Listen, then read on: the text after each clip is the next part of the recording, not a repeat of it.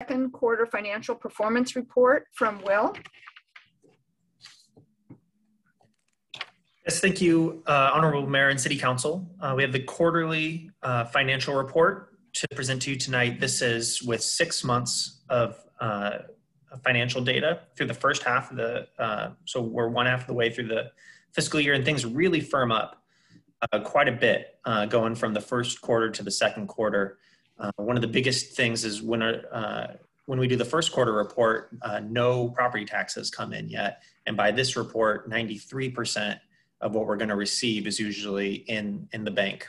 And so particularly with a sort of unique situation of pausing urban renewal funds and calculating that out ahead of time, we were confident in those calculations, but it was just very affirming to see the money actually come in, and that we're even exceeding slightly what we budgeted for property tax.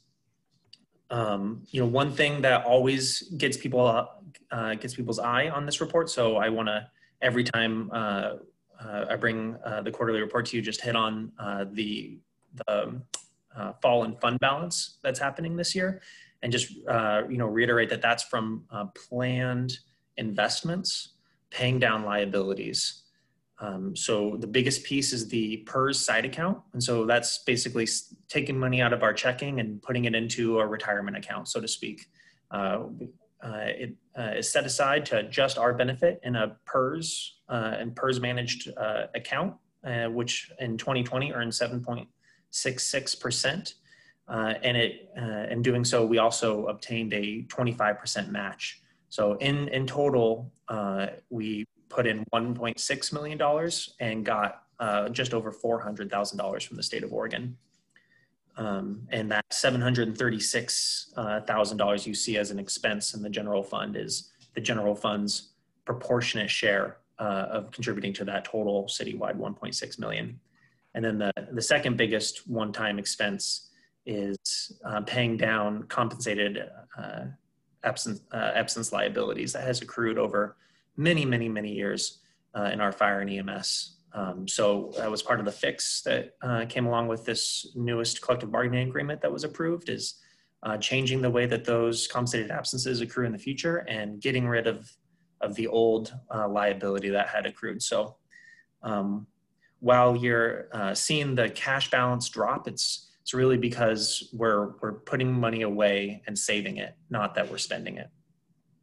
So removing all of those one-time expenses and also the one-time revenues from us, pausing the urban renewal division of tax, I estimate that we're running about a $350,000 operating deficit this year, which is in the single digits, relative to the size of our budget, and not bad at all considering a once in 100 year global pandemic that has really hit our discretionary revenue sources really hard. Lodging taxes for the last couple of months has been about 25% down from normal, and municipal court and parking revenues stubbornly down about 45%.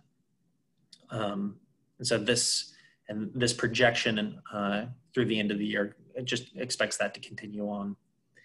And we're still doing very well with a strong fund balance going into 21-22. Just one other non-COVID type thing to note, that state marijuana tax is going to be significantly reduced going forward. Only about half of the impact is hitting this fiscal year, but the League of Oregon Cities expects state marijuana tax to reduce by a little over 70% going forward. The result of a voter initiative, decriminalization voter initiative, that redirected a lot of the state's marijuana tax to treatment centers. And that's going to be about a $38,000 hit in next year when we get a full year of it being declined. But really important to note, that does not impact our local marijuana tax. So that's I have a question on that one, Will. So you Sure. said 38,000 on that. So is that money that we would have gotten back from the state somehow? Okay. Yep, exactly. Mm-hmm. they pass through. Similarly, we get some pass through of state gas tax comes to us. We also get a bit of the state marijuana tax comes through to us. That 38,000 is going to go for treatment services, but we won't really know if it's going to be $38,000 worth of treatment services for Hood River County or the city of Hood River's need. It's just in a big pot. In a big pot. I know that they are supposed to be regional. I don't know if every county gets one or if it goes more like ODOT regions. We can look into that for the city council. I'm not exactly sure where all the treatment centers are going to be. And I think it's going to take several years to get them stood up as well. Okay, thanks. Mm-hmm. So that is, in broad brushes is kind of the financial trends and state of things right now. I'd be happy to answer any questions that the city council has. Jessica? I did have a question. Thank you for your report, Will. It's always really helpful. It does look like the police budget is really under, and that's one you didn't mention. Can you explain what's going on there?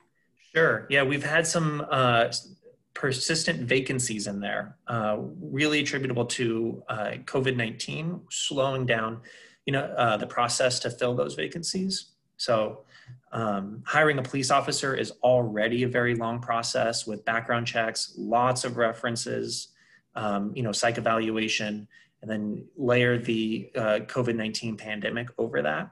And it's just really hard to get, the necessary appointments scheduled. And, we've all seen it just in everything over this past year, just how everything is slowed down to a crawl, trying to get things done sometimes. So that's two different vacancies just being hard to fill there. Mm-hmm. Mark?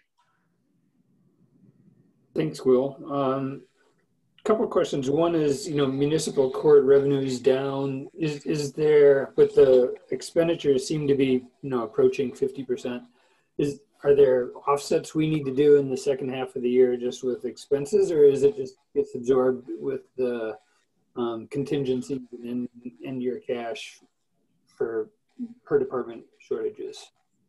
Yeah, what this is projecting out with the year-end estimates to close is kind of, if it continues to trend like this, what is the math going to say? And it says we're going to go into the next fiscal year with about $2.5 million, which I think is, and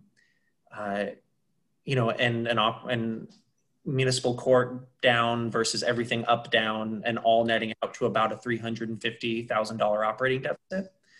$350,000 operating deficit with $2.5 million in the bank, and still so much uncertainty.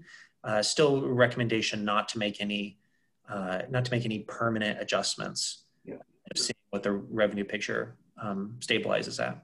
Right. And we had talked about that and have these, the next things that we have, strings we have to pull if we have to pull them. So, and then my other question is just, I don't think I understand the sources of franchise fees and why it would be down. So if you could give a 2-sentence primer on that, that would be great. Sure.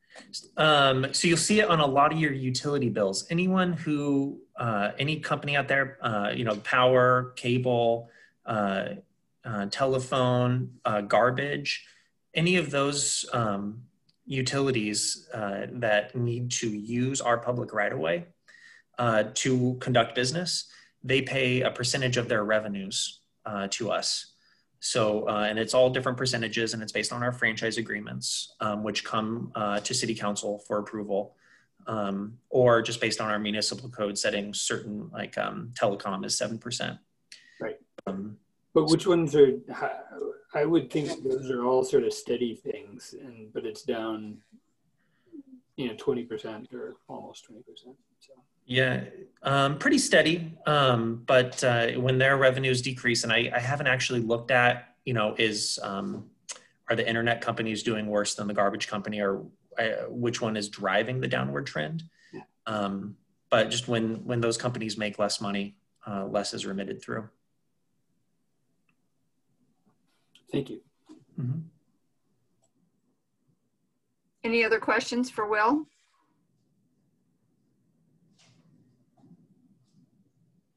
Okay, we have I think it's a motion on page